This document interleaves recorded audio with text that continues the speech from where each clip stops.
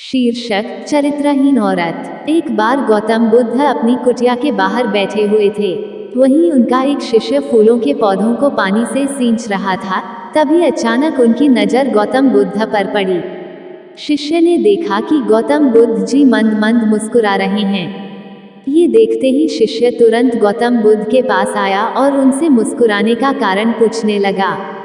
तो गौतम बुद्ध ने बताया कि शिष्य कुछ खास नहीं, मैं बस मानव परीक्षण करने की सोच रहा था, चलो आज मानव परीक्षण करने चलते हैं। इसके बाद गौतम बुद्ध अपने शिष्य के साथ चलते चलते एक गांव में पहुंचे। उन्हें वहां एक खूबसूरत वेश्या स्त्री मिली। उस स्त्री ने गौतम बुद्ध से प्रश्न किया कि आप दिखने में तो किसी राजकुमार और राजा की तरह लगते हैं, फिर आपने संन्यास धारण क्यों किया हुआ है। गौतम बुद्ध ने उस वेश्या स्त्री को उत्तर देते हुए कहा कि मैंने ये संन्यास अपने 3 प्रश्नों का उत्तर जानने के लिए धारण किया है। उस स्त्री ने उत्सुकतावश पूछा कि ऐसे कौन से 3 प्रश्न हैं जिनके कारण आपने संन्यास धारण किया है। गौतम बुद्ध ने उस स्त्री की जिज्ञासा को शांत करते हुए बताया कि आज हमारा शरीर युवा और आकर्षक है, लेकिन जैसे जैसे ये समय बीतेगा इस समय के साथ साथ हमारा शरीर बूढ़ा और बीमार होगा।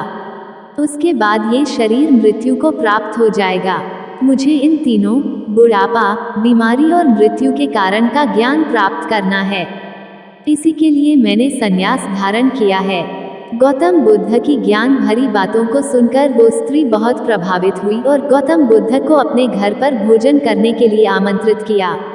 जैसे ही यह बात उस गांव वालों को पता चली तो गांव वाले गौतम बुद्ध के पास आकर कहने लगे कि आप उस स्त्री के घर भोजन करने ना जाएं क्योंकि वो स्त्री चरित्रहीन है। गौतम बुद्ध को गांव वालों की बात पर यकीन नहीं हो रहा था, इसलिए उन्होंने गांव के सरपंच को बुलाकर पूछा कि क्या यह सच है कि वो स्त्री चरित्रहीन है।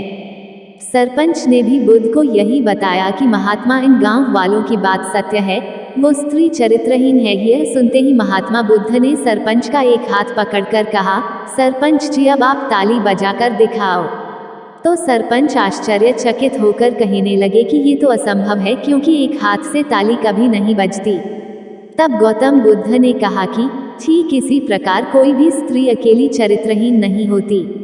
अगर वो स्त्री चरित्रहीन है तो आप सब गांव वाले भी चरित्रहीन हो, इसलिए फिर तो मुझे आपके घर भी नहीं आना चाहिए।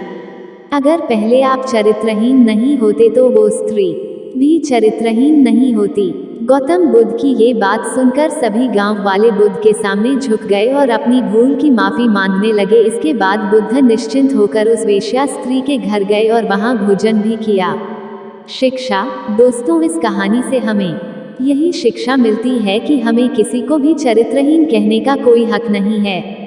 किसी को चरित्रहीन कहने से पहले हमें अपने आप में देखना चाहिए कि क्या हम पूरी तरह से पवित्र हैं, क्या हम चरित्रवान हैं।